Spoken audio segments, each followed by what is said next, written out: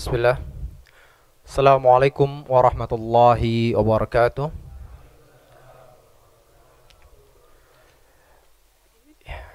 Innal hamdalillah nahmaduhu wa nasta'inu wa nastaghfiruh wa na'udzu billahi min syururi anfusina wa min sayyiati a'malina. Man yahdihillahu fala mudilla lahu wa man yudlilhu fala hadiyalah. Asyhadu an la ilaha illallah wahdahu la syarikalah wa asyhadu anna Muhammadan abduhu wa rasuluh. Allahumma salli wa sallim ala nabiyyina Muhammadin wa ala alihi wa sahbihi wa man tabi'ahum bi ihsan ila yaumiddin. Amma ba'd. Ikhwatal iman rahmati Allah Subhanahu wa taala, puji dan syukur kita kepada Allah Subhanahu wa taala yang telah memberikan limpahan rahmatnya, maghfirahnya, kenikmatan-kenikmatannya kepada kita semua, baik nikmat keimanan, keislaman, kesehatan, kekuatan, serta nikmat-nikmat yang lainnya, sehingga alhamdulillah Allah Subhanahu wa taala berikan kesempatan kepada kita semua, Allah berikan kekuatan kepada kita untuk mendekatkan diri kita pada Allah Subhanahu wa taala dengan bermajelis ilmu, di mana Allah Subhanahu wa taala telah berfirman, yarfa'illahu alladhina amanu minkum walladzina utul ilma darajat. Allah Subhanahu wa taala akan mengangkat derajat orang-orang yang beriman di antara kalian dan juga orang-orang yang menuntut ilmu berderajat-derajat. Artinya siapapun yang ingin meninggikan derajatnya di sisi Allah Subhanahu wa taala, yang ingin berusaha untuk menyempurnakan keimanannya kepada Allah, caranya adalah dengan bermajelis ilmu. Dan ini pun juga sesuai dengan sabda Rasulullah sallallahu alaihi wasallam, man salaka tariqan, barang siapa yang menempuh suatu jalan, yaltamisu fi ilman, di mana dia mengharapkan di dalamnya ilmu Allah Subhanahu wa taala, sahalallahu lahu bihi tariqan ilal jannah, maka Allah permudah baginya jalan menuju surganya. Ya, gitu Pak ya. Bahkan maaf ngomongnya, siapapun yang ingin mendapatkan kebaikan-kebaikan di dunia ini, kalau di akhirat tadi jelas, bahkan di dunia ini, siapapun yang ingin mengharapkan kebaikan-kebaikan, maka dengan bermajelis ilmu. Di mana Rasulullah SAW mengatakan, man yuridillahu bi khairan yufaqihu fiddin. Barang siapa yang Allah kehendaki untuk mendapatkan kebaikan-kebaikan dalam kehidupannya, baik kehidupan dunianya maupun kehidupan akhiratnya, yufaqihu fiddin, maka Allah jadikan dia paham terhadap agamanya. Dan sekali lagi, bisa paham terhadap agamanya dengan bermajelis ilmu. Kemudian salawat serta salam semoga Allah senantiasa mencurahkan kepada Nabiul Mustafa, Nabi Muhammad sallallahu alaihi wasallam, yang telah mengajarkan kepada kita Islam yang sempurna, membimbing kita menuju keridhaan Allah Subhanahu wa taala, mengajarkan kepada kita bagaimana cara untuk tunduk kepada Allah, mengajarkan kepada kita semua bagaimana untuk untuk tawadhu kepada manusia yang lainnya, di mana Allah Subhanahu wa taala telah berfirman, laqad kana lakum fi rasulillahi uswatun hasanah. Telah ada pada diri Rasulullah sallallahu alaihi wasallam suri tauladan yang paling terbaik bagi kalian semua. Liman kana yarjullah, bagi orang-orang yang mengharapkan rahmat Allah, wal yaumal akhir, dan perjumpaan dengan hari akhir, wa dzakarallaha katsira, sementara dia dalam keadaan berzikir kepada Allah Subhanahu wa taala. Nah, ikhwatul iman rahmatullah Subhanahu wa taala, kita lanjutkan kembali pembahasan kita mengenai sirah Rasulullah sallallahu alaihi wasallam. Dan sekarang kita masuk kepada muqaddimah atau pendahuluan dari perang Ahzab. Ya, perang Ahzab atau perang Khandaq. Ya. Jadi perang Ahzab ini juga disebut dengan perang Khandaq. Kenapa disebut Ahzab, Pak? Baru kita mulai dan nanya duluan, Pak ya. Sebelum saya ditanya, saya tanya duluan, Masya Allah. Kenapa disebut dengan Ahzab?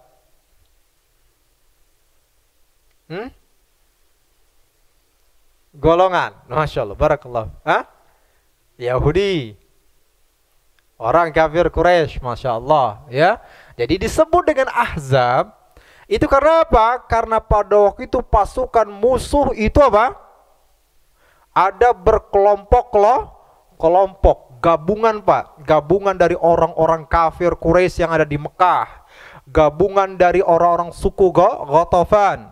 Gabungan dari orang-orang Yahudi pada gitu. Ya. Sehingga akhirnya apa? Terkumpullah dari pasukan tersebut sebanyak 10.000 orang. Ya. Sementara kaum muslimin berapa jumlahnya? Hanya 3.000. Masya Allah. Selalu 3 kali lipat tuh ya. Ya, kalau kita lihat apa dari perang Badar 1.000 berbanding berapa? 313. Perang Uhud berapa? 3.000 lawan 1.000. Itu pun kurang 300. Kenapa? Kena provokasinya orang-orang munafik. 3 kali lipat juga. Sekarang jumlah orang-orang kafirnya 10.000, kaum musliminnya 3.000. Masya Allah. Ya, jarang kaum muslimin menang secara jumlah, Pak. Ya, kaum muslimin jarang menang secara jumlah, tapi kaum muslimin menang dalam apa? Dalam kualitas. Gimana? Jadi kaum muslimin tidak menang dalam kuantitas, ya, tapi kaum muslimin menang secara kualitas keimanan. Dan bahkan maaf ngomongnya, sekalinya kaum muslimin menang secara kuantitas, Pak, malah hampir saja kalah, Pak. Dalam perang apa? Dalam perang Hunain. Pak, Masya Allah ya. Dalam perang Hunain kaum muslimin jumlahnya lebih besar dibandingkan orang-orang kafir. Tapi pada waktu itu hampir saja kaum muslimin kalah pada waktu itu, Pak. Karena apa, Pak? Pada waktu itu kaum muslimin sempat bersandar pada kekuatan mereka sendiri, Pak. Sempat apa? Menyombongkan diri bosnya, Pak. Wah, jumlah kita banyak. Ya, sempat lupa bahwasanya kemenangan dan kekuatan itu semua berasal dari Allah. Sempat lupa kan gitu. Ya, bahkan terpukau dengan banyaknya pasukan tadi. Malah kemudian apa? Allah tegur mereka pada itu. Kececeran, Pak, pada itu. Berantakan semuanya. Ya, terpisah-pisah. Sampai akhirnya pada waktu itu mereka sadar. Akhirnya kemudian apa? Rasulullah SAW mengumpulkan mereka kembali. Barulah kemudian mereka melawan lagi orang-orang kafir tersebut. Lalu kemudian mendapatkan kemenangan. Setelah Allah sadarkan mereka. Apa ya? Nah, ini kembali kita tadi apa? Bahwasanya orang-orang nih, ya, bahwasanya orang-orang kafir Quraisy ini jumlahnya 10.000 orang. Sementara kaum muslimin jumlahnya berapa? 3.000. Ditambah lagi apa tadi? Orang-orang kafir gabungan, Pak. Ya, gabungan dari apa? Orang-orang kafir Quraisy, orang-orang dari Yahudi, ya, Bani Quraiza, orang-orang dari suku Ghatafan. Suku Ghatafan ini banyak, Pak. Ada suku-suku lain dan lain sebagainya. Ya, ada suku Murrah, ya, ada suku apa namanya? Bani Ashja. Nah, ada Bani Asad, kan seperti itu.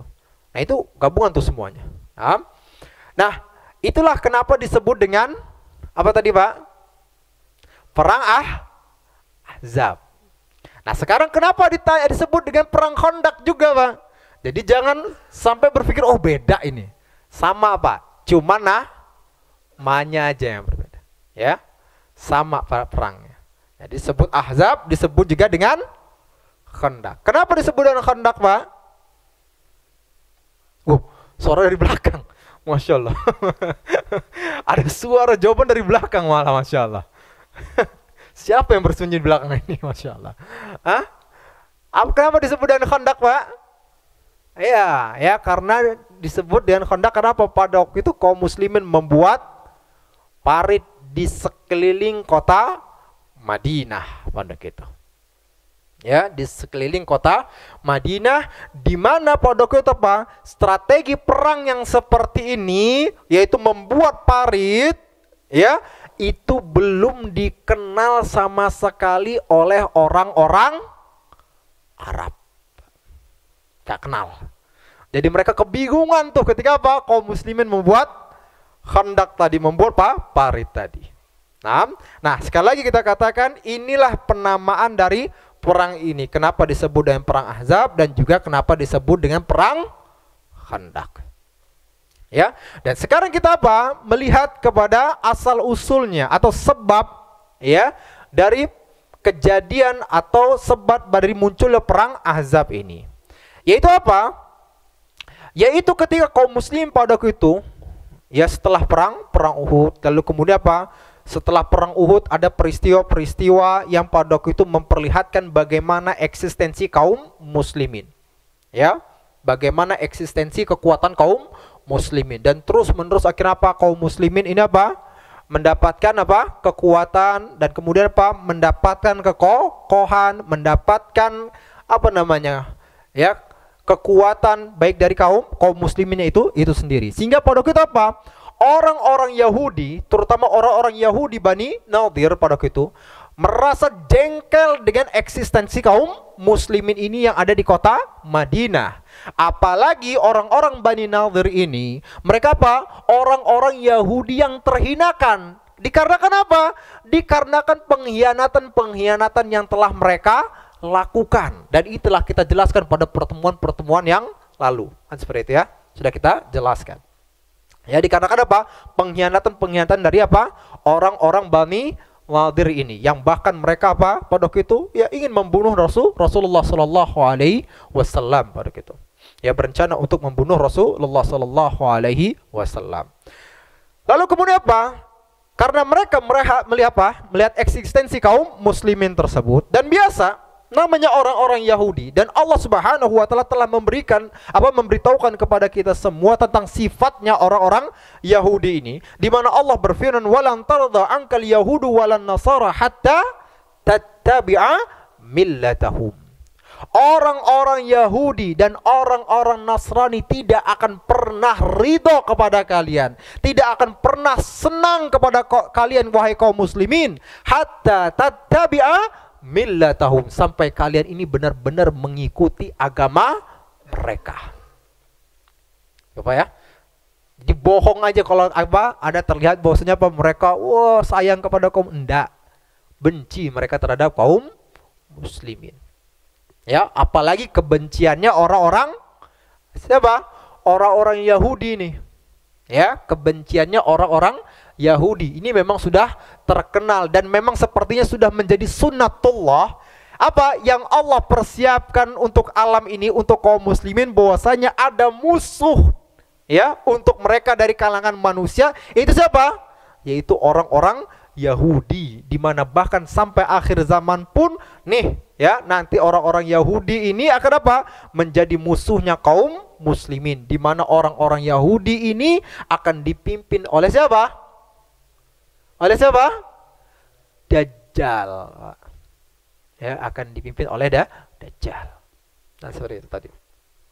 Nah, tadi kita katakan apa? Kebenciannya orang-orang ya Yahudi. Sehingga pada waktu itu mereka pada waktu itu merencanakan ya, memplanning bagaimana mereka bisa menyerang kaum muslimin dengan satu serangan yang besar. Lalu kemudian apa? Membumi hanguskan kaum muslimin ini dari kota Madinah pada kita. Ya. Tapi, Pak, ya, wataknya orang-orang Yahudi ini apa? Pengecut. Pak. Ya. Wataknya orang-orang Yahudi ini pengecut, penakut. Dan ini sudah dari dulu, bahkan ya Pak ya, sudah dari dulu, dan bahkan telah kita sampaikan ya, bagaimana ada ayatnya pun menjelaskan tentang siapa? Tentang wataknya darah orang-orang Yahudi ini, kan gitu. Ketika kapan? Yaitu ketika Nabi Musa mengajak orang-orang Bani Israel ini apa? Untuk berperang melawan orang-orang yang kejam yang ada di Palestina, yang pada waktu itu Nabi Musa baru saja menyelamatkan orang-orang Bani Israel ini dari kekejamannya Fir'aun yang ada di kota Mesir. Lalu kemudian Allah perintahkan kepada mereka apa? Perang tuh di Palestina lawan orang-orang kejamnya kan yang ada di Palestina dulu. Ya, kan gitu. Dan diberitahukan, dijanjikan kemenangan untuk mereka. Dan kalau akhirnya mereka menang, lalu kemudian apa? Tuh Palestina akan menjadi apa? Tempat tinggalnya mereka. Tuh Pak, Masya Allah ya. Tapi apa yang terjadi Pak? Apa yang mereka jawab ketika Nabi Musa menyerukan hal tersebut kepada mereka? Hah? Apa? Masya Allah, kan gitu. Allah firmankan, Allah jelaskan di dalam Al-Quran apa? Idhab anta wa rabbuka faqatila inna hahuna qaidun. Kata mereka, wahai Musa, pergilah engkau bersama dengan Tuhanmu, berperanglah kalian berdua, lawan tuh orang-orang kejam yang ada di Palestina. Inna hahuna qaidun. Sementara kami menunggu di sini, menunggu kemenangannya. Kalau udah menang, kabarin, kata mereka. Ya, itu penakutnya mereka. Padahal mereka baru aja melihat bagaimana kehancurannya Firaun, Pak. Baru menyaksikan kehancuran Firaun, baru menyaksikan bagaimana Firaun dan segala bala tentaranya itu ditenggelamkan oleh Allah Subhanahu wa taala. Baru menyaksikan bagaimana kerajaan Firaun itu dihancurkan oleh Allah Subhanahu wa taala. Kan gitu. Sungainya dipenuhi dengan darah-darah. Lalu kemudian dipenuhi dengan katak-katak, dipenuhi dengan kutu, dipenuhi dengan serangga. Kan gitu. Hah? Udah menyaksikan itu semua. Menyaksikan bagaimana Nabi Musa itu bisa membelah lautan yang begitu besarnya. Tapi ketika diperintahkan seperti ini, ngomong dia coba kayak, Pak, pergi udah. Kami nunggu di sini, nanti kalau udah menang, kabarin. Ya Pak. Ini saya udah sering ngomongin Pak, ini kayak apa? Kayak karyawan ngomong ke bosnya Pak ya. Saya sering ngomongin, ini kayak karyawan, anak buah ngomong ke bosnya. Ya ketika bosnya ngomong kerja yang rajin ya, kerja yang rajin. Ya, itu. Kerja yang rajin, nanti dikasih apa? Dikasih gaji. Lalu kemudian apa kata karyawannya? Bos, kerja aja bos yang rajin kan seperti itu. Bos yang kerja yang rajin. Sedangkan saya santai-santai, nanti ketika apa? Di akhir bulan, tolong transferin gaji yang banyak Pak. Ya, nah ini gitu Pak. Sehingga akhirnya pada waktu itu ya Allah haramkan kota Palestina untuk mereka, sehingga pada waktu itu akhirnya apa? Nabi Musa, Nabi Harun bersama dengan orang-orang Bani Israel ini apa? Hidup terkatung-katung pada waktu itu Pak, tidak memiliki tempat tinggal pada waktu itu Pak. Masya Allah ya. Dahsyat. Bahkan Nabi Musa itu meninggal di daerah-daerah tersebut. Mereka terkatung-katung. Nah ini kita katakan apa? Pengecutnya orang-orang ya Yahudi. Dan berlangsunglah kepengecutan ini apa? Sampai sekarang juga Pak. Ya, sampai sekarang. Kita lihat Masya Allah di Palestina. Bagaimana ketakutannya mereka Pak. Saking pengecutnya mereka, saking penakutnya mereka, anak-anak bayinya pun apa? Dari kaum muslimin dibunuh oleh mereka Pak. Saking pengecutnya mereka Pak. Dan bahkan ini apa? Diserukan oleh rabi-rabinya mereka. Bukan orang-orang bodohnya Pak. Kalau orang-orang bodohnya dari kalangan mereka wajar Pak ya. Tapi ini diserukan oleh rabi-rabinya mereka. Apa rabi Pak? Ulama-ulamanya lah bahasanya. Karena apa kata mereka? Dibunuh semuanya. Sebayi-bayinya dibunuh semuanya. Wanitanya juga dibunuh semuanya. Karena apa? Ini anak-anak bayi ini nanti kalau udah besar, Pak, Masya Allah ngomongnya Pak, artinya butuh berapa puluh tahun dulu Pak dia berpikir Pak ya. Ini bayi-bayi ini kalau udah besar, mereka yang akan membunuh kita. Lihat Pak, saking takutnya, sama anak bayi saja ketakutan mereka. Ya, sekali lagi Pak, sifatnya orang-orang ya Yahudi yang begitu penakut. Nah, tadi akhirnya apa, Pak? Tadi mereka merencanakan sebuah apa? Ya, serangan kepada kaum muslimin, tapi apa? Dengan cara yang begitu pengecut. Secara tidak langsung. Gimana? Propaganda. Ya, propaganda. Pada kita, Pak. Ya. Akhirnya apa? Gimana cara propaganda mereka? Nah, pada kita, Pak, mereka datengin orang-orang Quraisy, orang-orang kafir Quraisy yang ada di Mekah. Ya, ada 20 orang pemimpin Yahudi dari Bani Nadir. Mereka datang ke kota Mekah. Lalu kemudian apa? Mereka pada waktu itu apa? Menjanjikan kepada orang-orang kafir Quraisy untuk apa? Bersama-sama melawan kaum muslimin dan membunuh Nabi Muhammad sallallahu alaihi wasallam. Itu, Pak. Ya, saling tolong menolong, Pak. Padahal, Pak, ini, Pak, maaf ngomongnya ya. Pak, ngomongnya.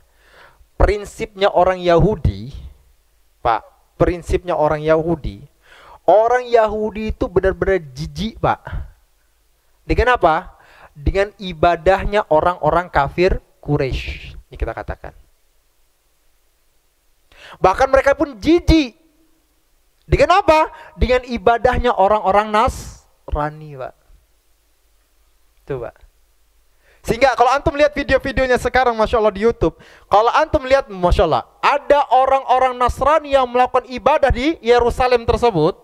Lalu kemudian apa? Ada orang-orang Yahudi melewati mereka, baik rabi-rabinya ataupun orang-orang biasanya. Mereka apa? Akan meludah tuh di depan mana? Di depan acara-acara mereka. Bahkan meludah mereka ketika apa? Ketika mereka melewati gereja-gereja Nasrani yang ada di Yerusalem. Diludahin, Pak. Tahu kenapa, Pak? Hah?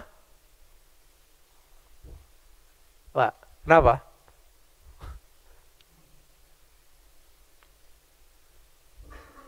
Oh, nanya terus, Pak, ya? Iyalah. Supaya fokus, supaya khusyuk semuanya, Pak, ya? Hah? Pak? Pagan. Kalau Yahudi? Masya Allah, Pak. Karena orang-orang Yahudi menganggap bahwasanya orang-orang kafir Quraisy dan juga orang-orang Nasrani itu apa? Orang-orang yang beragama paganisme. Mereka apa? Orang-orang yang mempersekutukan Allah. Orang-orang yang menyembah berhala, Pak. Sementara orang-orang Yahudi ini tahu, Mak, Tuhan mereka yang harus mereka sembah siapa? Cuman satu, Allah. Makanya Masya Allah ada eksperimen-eksperimen, Pak, ya. Kalau antum bisa lihat di YouTube, bagaimana ketika ditanyakan orang-orang Yahudi tersebut, ya, mereka nggak mau disamakan Tuhan mereka dengan Tuhan Nasrani. Nggak pengen. Nggak sama, kata mereka, Pak. Tapi mereka mengakui bahwasanya apa? Tuhan mereka sama dengan Tuhannya siapa? Kaum muslimin. Wah, mereka tahu tuh. Ya, bahwasanya apa? Kaum muslimin ini benar-benar di atas kebenaran. Namun maaf ngomongnya, inilah kenapa Allah menjadikan mereka apa? Sebagai makhluk yang apa? Dimurkai, makhluk yang dikutuk oleh Allah Subhanahu wa taala, kan gitu. Karena apa? Karena mereka berilmu, Pak. Berilmu tapi mereka membangkang. Makanya Allah berfirman apa? Ihdinas siratal mustaqim, siratal ladzina an'amta 'alaihim ghairil maghdubi 'alaihim waladdallin. Kan gitu. Ya Allah, tunjukin kepada kami jalan yang lurus, jalannya orang-orang yang Engkau berikan kenikmatan kepada mereka. Ghairil maghdubi 'alaihim, bukan jalannya orang-orang yang dimurkai. Siapa orang yang dimurkai ini, Pak? Siapa? Orang-orang Yahudi, dijelaskan oleh para ulama. Waladdallin, dan juga bukannya jalan orang-orang yang tersesat. Siapa yang tersesat? Orang-orang Nasrani. Kenapa orang-orang Nasrani disebut sebagai orang-orang yang sesat, Pak? Harusnya kan dua-duanya disebut sesat, Pak, ya? Pak, harusnya kan dua-duanya disebut sesat. Baik Yahudi maupun Nasrani kan harusnya disebut sesat, kan, Pak, ya? Tapi kenapa yang Nasrani disebut sesat, sementara orang-orang Yahudi disebut apa? dimurkai, dikutuk lah bahasa seperti itu. Kenapa disebut sesat, Pak? Mereka rajin beribadah tapi tidak dibangun di atas ilmu, Pak. Rajin beribadah tapi tidak dibangun di atas ilmu. Ada nggak seperti ini di kaum muslimin? Pak, ada nggak?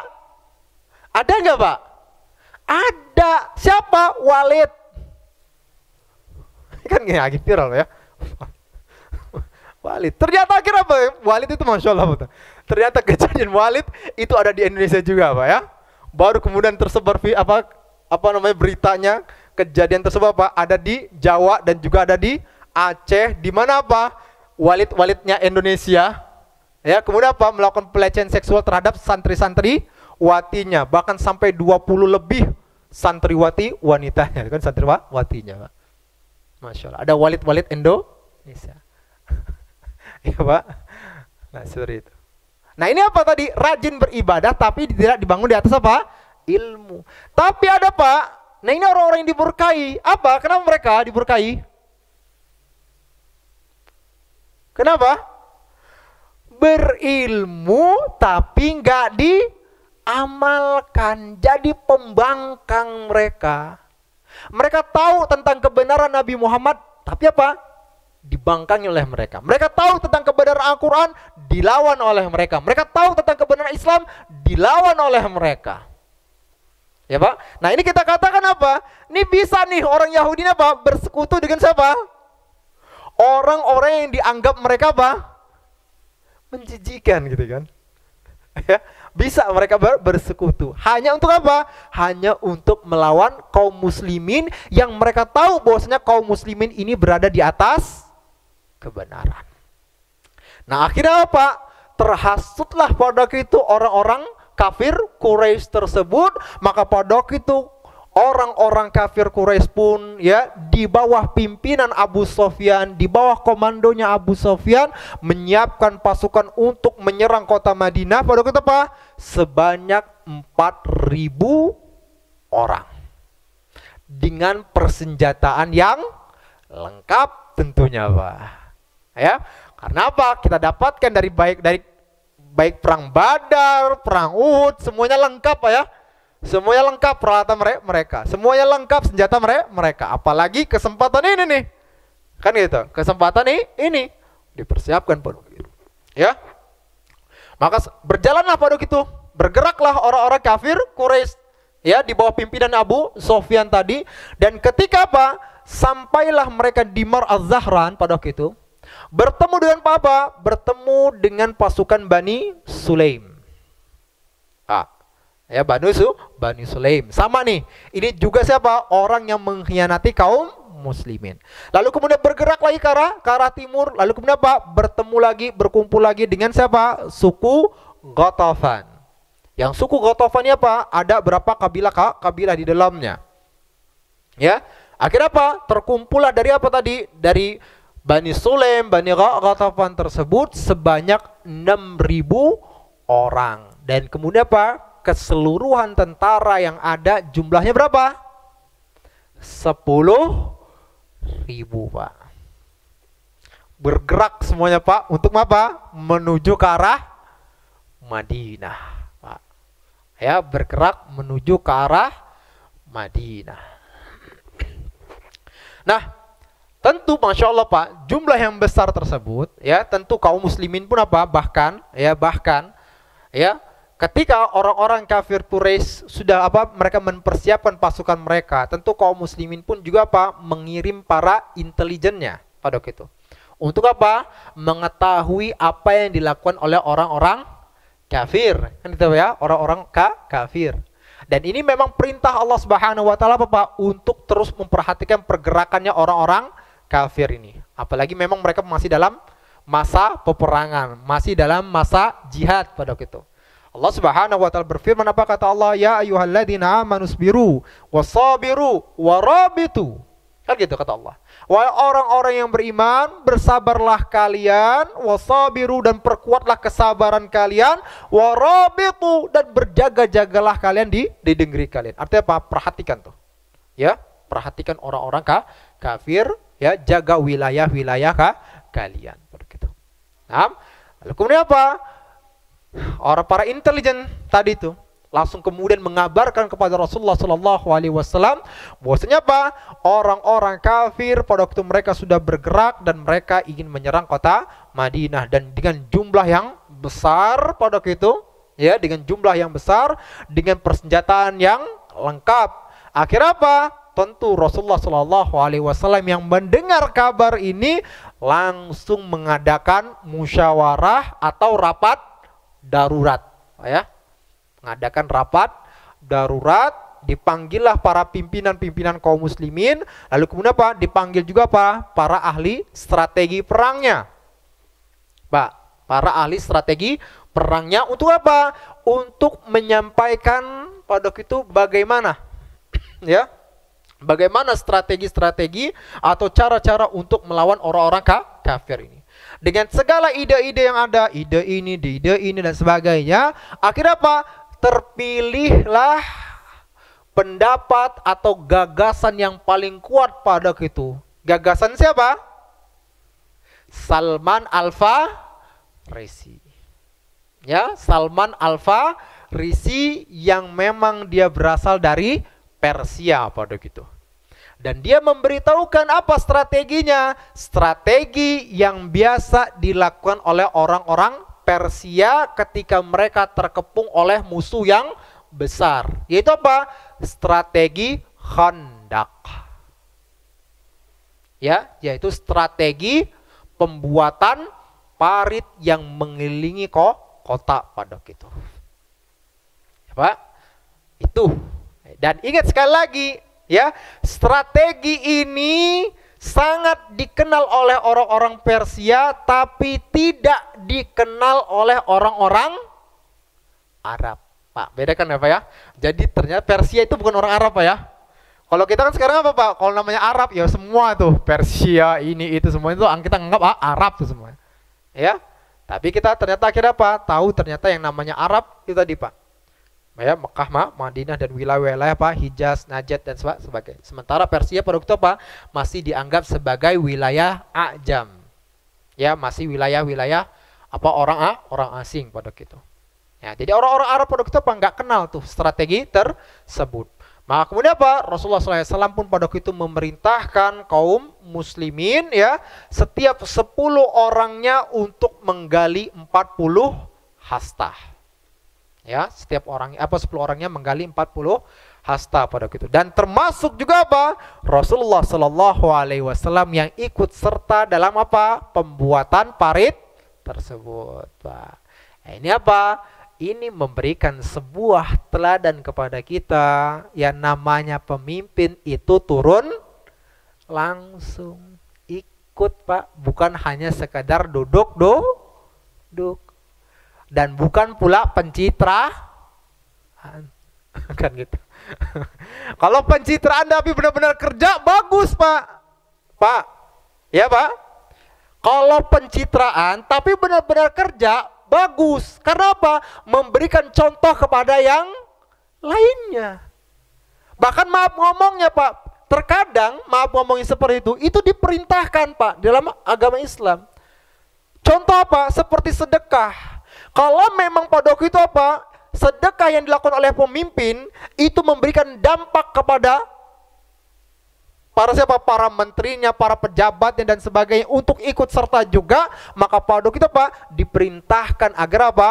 Agar pemimpin tersebut memperlihatkan secara terang-terangan sedekahnya agar diikuti oleh siapa? Rakyatnya. Makanya Allah Subhanahu wa taala berfirman, "In tubdus shadaqati fa ni'mahi." Jikalau engkau apa? Ya, menginfakkan hartamu secara terang-terangan, maka itu baik. Artinya apa? Kalau ternyata memang memberikan efek tadi seperti tadi, orang-orang bisa ikut-ikutan juga, maka itu bagus. Kan gitu Pak ya. Jadi kalau ada pemimpin Masya Allah turun pada waktu itu, lalu kemudian Pak ada media-media bagus, kalau memang benar-benar kerja. Tapi kalau bohong-bohongan itu kena prank semuanya kan repot gitu. Ya. Nah. Ya Pak. Kalau akhirnya Masya Allah, akhirnya apa? Pemimpin benar-benar kerja. Sehingga akhirnya apa? Taman hiburan nih Pak ya. Tahu nggak Pak? Ya, taman hiburan yang ada di Bogor itu. Sampai hektaran yang sudah terbangun. Akhirnya apa? Dirobohkan semuanya. Karena apa? Karena ternyata itu kemudian apa? Berbuat kecurangan di dalamnya. Lalu kemudian apa? Membuat rakyat juga kemudian kebanjiran dan lain sebagainya. Berani dirobohkan. Nah, itu bagus. Masya Allah. Ya, itu bagus. Ya, karena apa? Ada mafia-mafianya di situ. Berat itu ngelawannya Pak. Tapi harus dilakukan. Masya Allah. Kan seperti itu. Ya, nah kita katakan apa? Tadi seharusnya Pak pemimpin turun langsung ikut serta dalam perbaikan sebagaimana Rasulullah SAW memberikan contoh kepada kita apa? Langsung turun pada waktu itu dan memotivasi kaum muslimin pada waktu itu. Bahkan apa? Untuk membakar semangat mereka, Rasulullah SAW pun memberikan doa-doa untuk mereka. Sehingga Rasulullah pun mengatakan, ya Allah, la aisa illa aisal akhirah. Ya Allah, tidak ada kehidupan kecuali kehidupan akhirat. Maka ampunilah orang-orang muhajirin dan ansar. Mereka yang mendengar, Masya Allah, doa-doa terus Rasulullah SAW, maka semakin semangat Pak. Walaupun Pak pada waktu itu Pak, ketika mereka menggali parit itu benar-benar dalam keadaan yang miris Pak. Karena apa? Mereka pada waktu itu benar-benar tertimpa lapar pada waktu itu. Keletihan. Ya, kesusahan pada waktu itu. Karena masanya pada waktu itu memang lagi benar-benar susah Pak. Nah kita akan apa? Kita akan lihat nih bagaimana kesusahan yang mereka dapatkan pada waktu itu. Ya, kesusahan untuk apa? Untuk makanan. Bahkan yang susah ini bukan hanya orang-orang lain Pak. Rasulullah pun juga susah pada gitu Pak. Ya. Nah ketika apa mereka melakukan penggalian ini dalam keadaan lapar, dalam keadaan letih, lemah dan sebagainya Pak. Tiba-tiba Pak ada orang yang mengirim hanya segenggam apa Pak? Segenggam gandum Pak. Hanya segenggam gandum. Lalu kemudian apa ya? Lalu mereka pun memasak gandum tersebut dengan minyak yang udah kadar luarsa Pak. Masya Allah. Ya, gandumnya dimasak dengan minyak yang sudah kadar luarsa pada gitu. Sehingga apa rasanya Pak? Udah rasanya nggak enak, baunya juga pengep seperti itu Pak. Tapi mau nggak mau harus mereka makan. Apa dalam rangka untuk meraih kekuatan. Lalu kemudian Pak mereka bisa menggali parit tersebut. Sehingganya Pak pada waktu itu Pak, Masya Allah disebutkan Rasulullah kaum muslim ini sampai mengadukan kepada Rasulullah SAW bahwasanya Pak, karena kelaparan tersebut mereka apa namanya Pak? Mengikat perut mereka, menahan perut mereka dengan apa? Dengan batu Pak, dengan satu batu pada kita. Mereka ngadu itu Pak kepada Rasulullah. Karena apa? Lapar. Ya, dikencengin tuh pakai tali satu batu. Tapi kemudian apa Pak?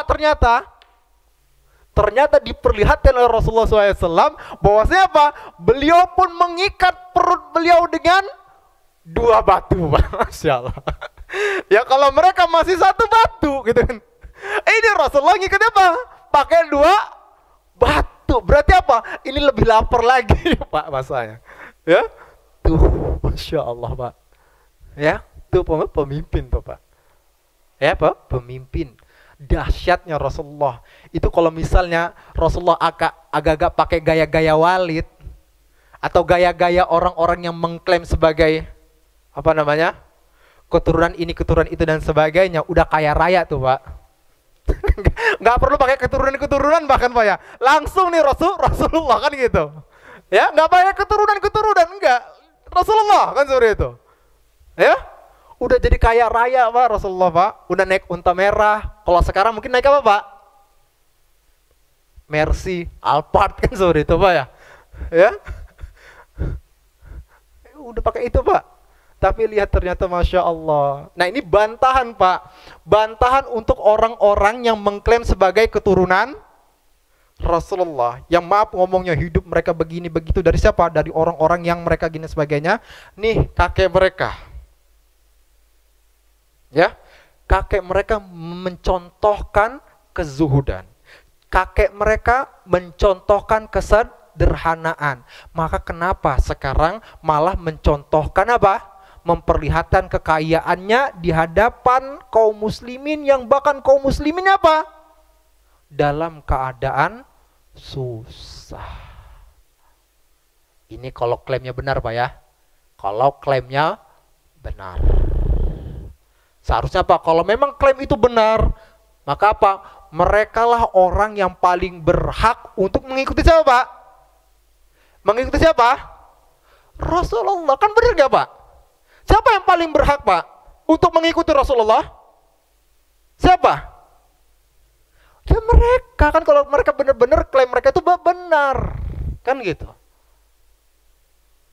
Ya, yang hidung-hidung mancung. Kalau antum hidung mana Pak? Mancung ke dalam tapi.